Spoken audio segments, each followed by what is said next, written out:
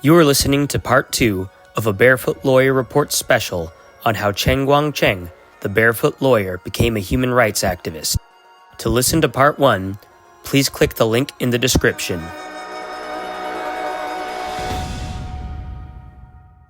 What was the first major lawsuit you brought against the Chinese government? Because I recall you've mentioned in the past that you stood up for the rights of people with disabilities, right? Yeah, first use law. I take the law to go to the secretary of the party in our village. Okay. Because the disabled people, they are very poor. They live in the village. They live in the rural China. Right. They needed to pay any taxes and fee. But the government ignored the law. Right. Just continue to get the taxes. So they made and them fee pay anyways. From the disabled people. Yeah. I take it to go to the secretary of the party to tell him, okay, look at the law. Yeah. You can't continue to take my money. Yeah, you can't take people's money. And he said, he ignored that. He said, I didn't get any information from government. So later, I come to Beijing to do that. Yeah, of course, Beijing asked the local government to stop to get money from me. So later, some disabled people from another village, they listen to the stories and come to my house to try to get my help. And he told me, the secretary of the party in his village asked him to pay a lot of money. And of course, he is blind. He can't get money to pay that, right? Right. And later, the secretary used the big speaker in the village said, okay, if I control the power, I will kill all the blind people. Wow, yeah, jeez. Yeah, they are the blind people, not any help for our society, but you still eat food, you still drink water, like that. Of course, that is illegal, right? Yeah. They beat the people if you refuse to pay the money. Of course, both is illegal. Ask them, pay the money is illegal, and beat them to use the pressure is illegal too, right? Right. Yeah, he told me about this. I'm angry, of course. When I listen to that, I'm angry. I said, okay, I will tell my friend and discuss to help you. So later, I call my friend in Beijing. Of course, he's a lawyer.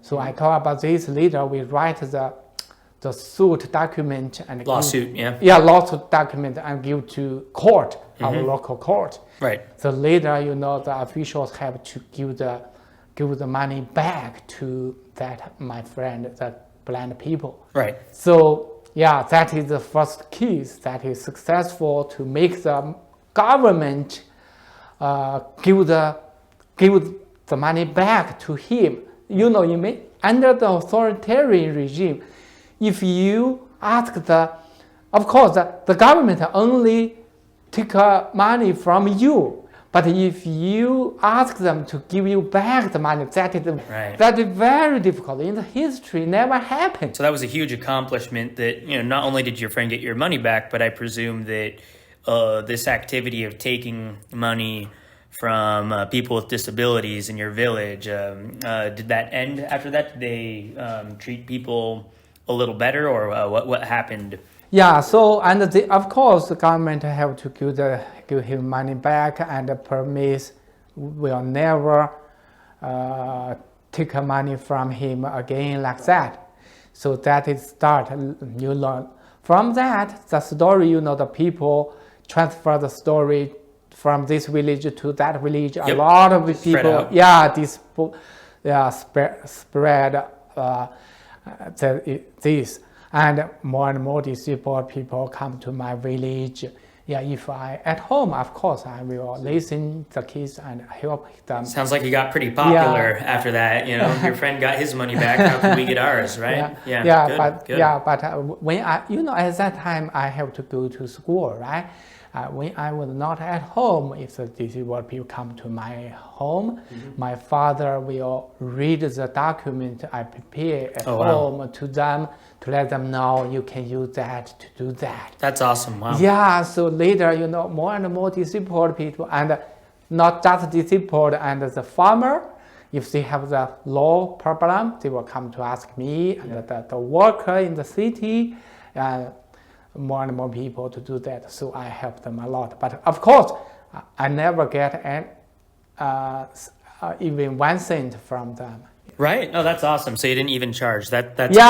No charge. I just help them. Good. No. That's incredible. This is why the disabled people and the farmer very believe me. Mm. Yeah, they know I never get the benefit from them, right? Yeah. No, that's incredible. And then, how old were you when that first major lawsuit case with your friend happened? I forgot the correct time. Said you were still in school, right? Yeah, still in school. I remember 1996. I think. 1996 or 1997, like that. So you're still fairly young then, right? Yeah, of course. That's awesome. Yeah. Well, and then as we all know, then you branched out into different kinds of law, which ultimately culminated in you really poking the hornet's nest with exposing the forced abortions, which we've talked about in a few of the other episodes when you published, what was it, a 300-page document of evidence, and all the Western media picked it up, about all the forced abortions going on, and that's when you got into big trouble with the Communist Party, right? Yeah, because I did a lot of cases just to help the poor people in the village. Of course, we get successful the case, but right. Of course the authoritarian very unhappy me. Yeah, they didn't like you. Yeah, they tried to fight back.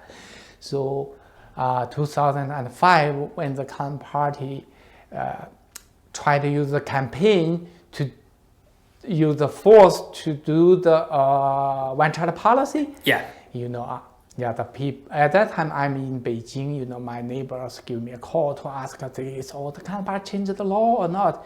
I said never change the law about the one-child policy. The law still there. Right. So they said they just come our village to take away who pregnant and forced abortion and beat them and like a lot of like that, even in the middle of the night.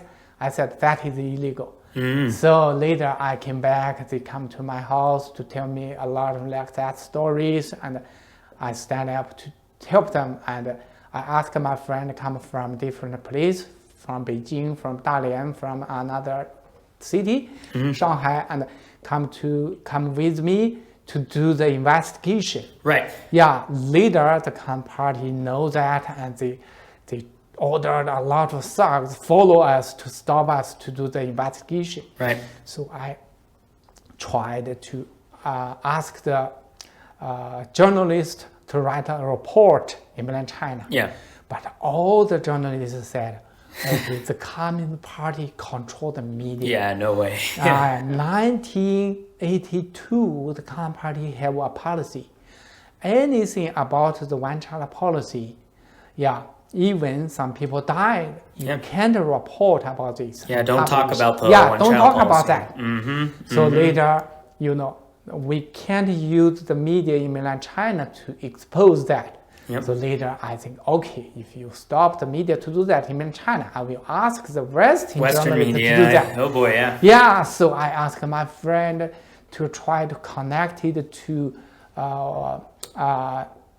New York Times office in Beijing, Washington Post office in Beijing, and Wall Street Journal office in Beijing, like that. Yep. So later, I'm so happy.